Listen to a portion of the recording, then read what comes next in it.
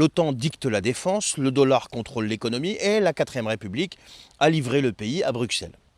Alors lui, son obsession, c'était quoi? C'était une France libre, libre de décider, libre de commercer, libre de se défendre.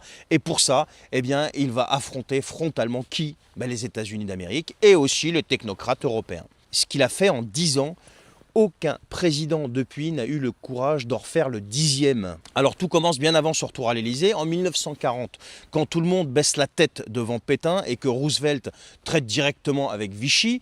De Gaulle, lui, qu'est-ce qu'il fait? Il dit non.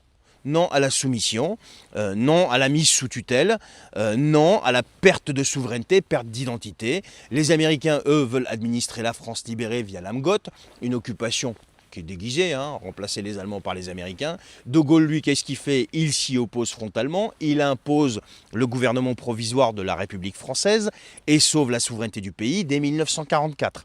C'est son premier bras de fer avec Washington, refuser que la France redevienne un protectorat. Et en 1958, il revient au pouvoir avec la même idée fixe, reconstruire une France indépendante dans un monde bipolaire.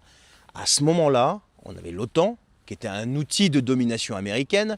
Les généraux français obéissent aux ordres de Washington, les bases américaines couvrent le territoire et la stratégie nucléaire dépend du Pentagone. Alors De Gaulle, lui, déteste ça. Qu'est-ce qu'il fait? Il lance la force de dissuasion nucléaire française, la force de frappe, pour que Paris n'ait à rendre de compte à strictement personne. Puis on arrive en 1968, il fait un geste que personne n'a osé reproduire.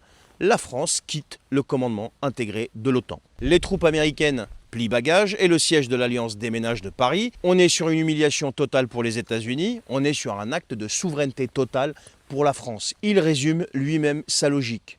Je cite, « Les traités, les alliances, tout cela est bien, mais à condition que l'indépendance nationale soit sauvegardée ». Fin de citation.